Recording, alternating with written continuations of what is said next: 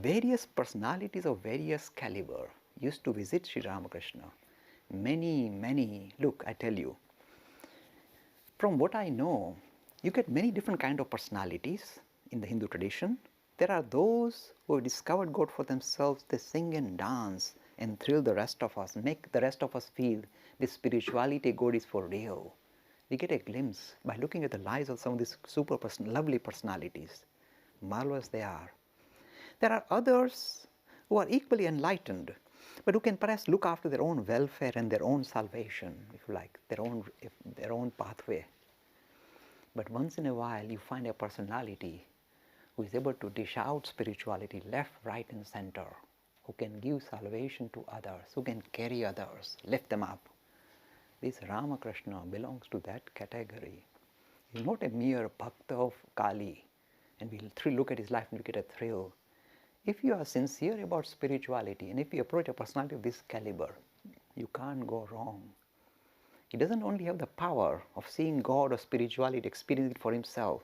He has the power to pass it on to anybody who desires, who seriously desires spirituality. He will dish it out. In fact, some people say, this is standard stuff, let me tidy up. When they say we ask Ramakrishna for this, we keep asking Ramakrishna for this, he doesn't give it. I think there's a reason. Do you know why? There are various levels of teachers. There are teachers who will say, okay, it's my little boy, he's asking, well, let's give it to him. He wants a big house, he wants to win the lottery, let him have it. This is a hard taskmaster. He doesn't give just what you want. He will give what he thinks you deserve, what you need. He will insist. He will not give you a secondary prize. He wants to give you the highest prize. He will not do anything. The others are easy to please. There are many deities who will say, what do you want? Come here. I give it to you, sort you out. He will say, I will not sort you out. Sort you out. You need the highest. Don't ask for the silly things. He won't listen. He will only give the highest.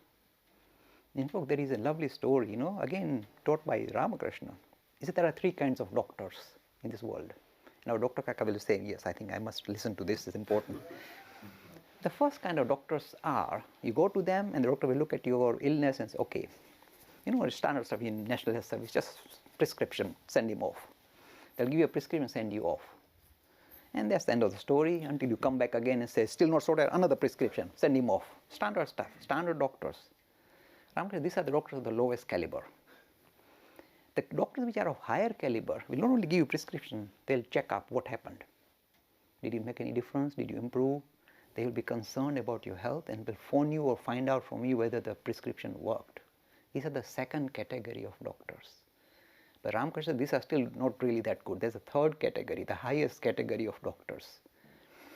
They will say, I give you prescription, did you take it? And you said, no, I didn't take it, I didn't like it, didn't agree with me. They'll come to your house, throw you on the floor, sit on your chest, open your mouth and stick it in. These are very tough doctors. They will make sure you get better. They won't let you off. We wish to find a doctor, a personality in spirituality who will be equally insistent in making sure we are cured. They will not fob you off superficially by giving you little presents and fob you off. They will make sure you hit the high and nothing less. You don't get away with anything less. These are the spiritual giants. This is what this guy is all about. Very hard taskmaster. He won't give you trivial things. But if you ask for the highest, you can't find a higher being to ask for the highest than this personality. He's that dramatic, that dynamic. Anybody or everybody who has ever actually really truly desired God will somehow or other discover this personality and hopefully achieve their target, reach their target. Let me continue with the story of Sri Ramakrishna. So various people come, pass through Dakshineshwar, interact with Ramakrishna, and the story continues. This personality has not just come for his own salvation. He has come for the first time. This is a unique feature about these personalities. He has come to reconcile the various strands of spirituality that were not properly reconciled. They were loose and sitting scattered. This personality came to tie them up. You see, it is like finding a thread, a sutra, in which you can then put beads of different colors and turn it into a great lovely little necklace. You required a sutra, one individual who could link up all the various aspects of spirituality in one life and reconcile and turn this into a marvelous necklace, a colorful, comprehensive necklace which allows us to relate to the idea of spirituality in the most widest possible sense. And this is what it was all about. The story continues.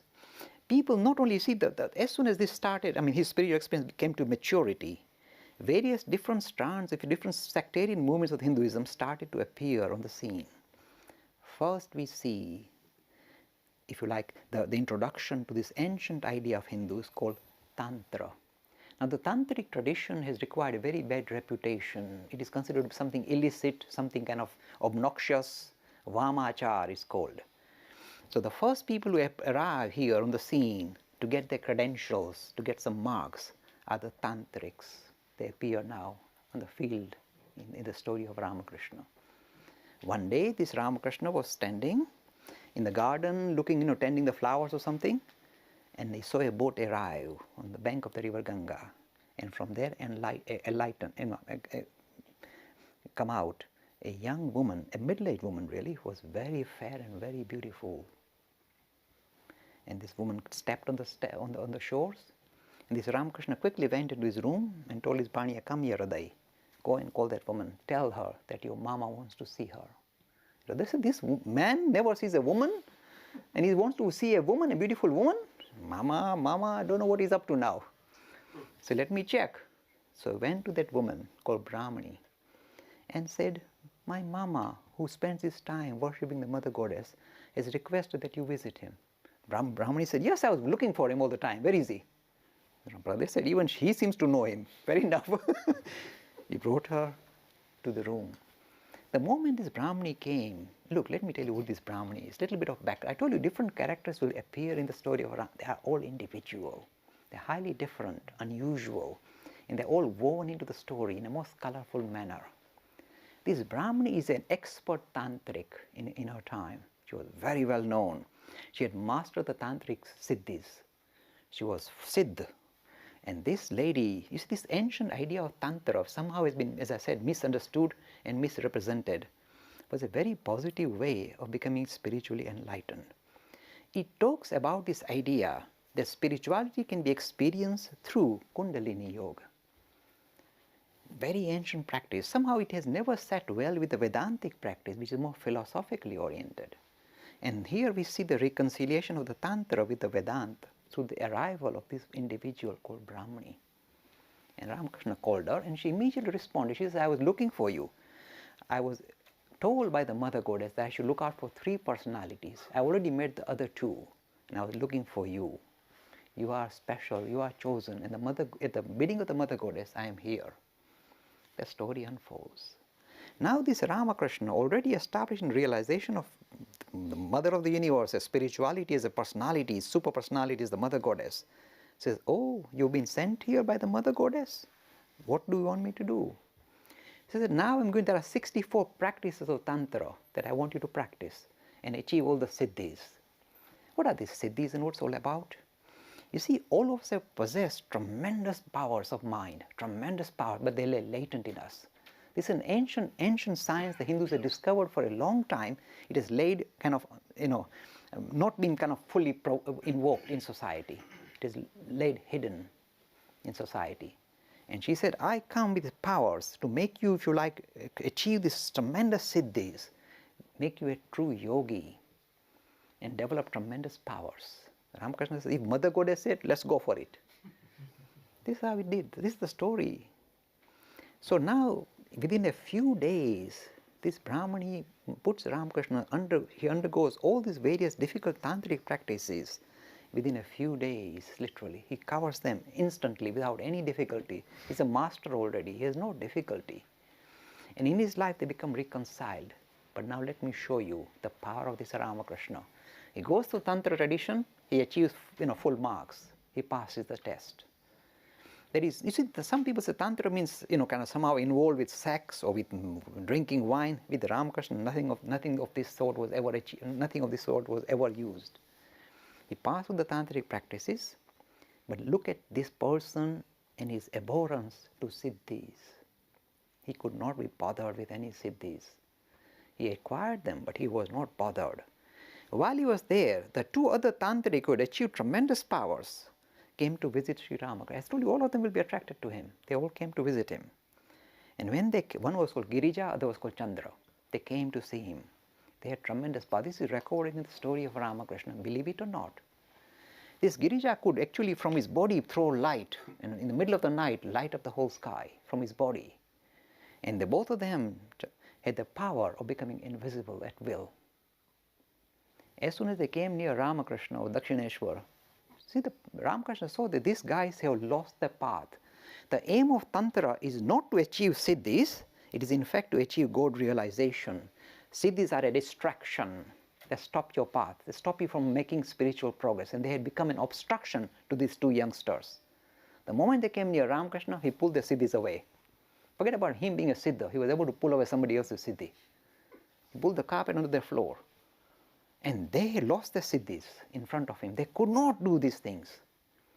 And Ramakrishna warned them that tantras are not in order to achieve siddhis. You see, again we hear in the Hindu stories, lots of siddha purush who have got tremendous powers, mental powers, they can make things disappear, all that. Here comes if you like, the Ramakrishna's understanding and explanation to what the siddhis are all about. He says, keep away. They are a byproduct. And you know, when you take medicine, you don't want side effects. These are side effects in the process of spiritual enlightenment.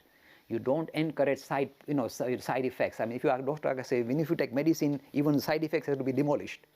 You don't take medicine to get side effects. That's exactly what you don't do. Here are these two practitioners who were using the side effects as the end product. And they came near him and he pulled them away. Again, you see, a modern vision of Hinduism. We recognize the powers of siddhi. Keep them at bay. Do not be distracted by them. Focus on making spiritual progress, deciding, finding your own like path to God.